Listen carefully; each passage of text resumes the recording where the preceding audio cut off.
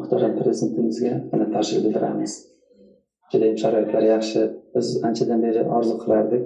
Mo'jiza desak ham mubolag'a bo'lmaydi. Judayam xursandmiz hamma.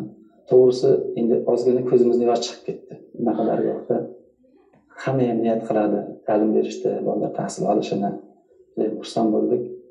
Boshida juda hayajonlandik ko'rib, ham aylanib. Sharoitlar judayam yaxshi, judayam zo'r. Hammadan qiziqish bor, harakat bor, shogirdlar ko'p, taklif qilyapmiz, o'zlari kelyapti, ota-onalar bolalarini olib kelyapti.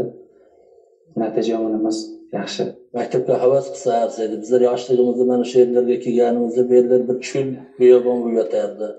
Hozir mana zamonaviy madaniyat uylari, musiqa maktablar, Prezidentimizga rahmat, shunchalik xalqqa e'tibor qilib, yaxshi zamonaviy kashonalar qilib beryapti. Hayolimga ham keltirgan yo'q edi. Endi hozir katta shaharda odamlar kelsa ham havas ketadi bu yerga. Qisqa muddatda qilindi hammasi. Prezidentimizga rahmat.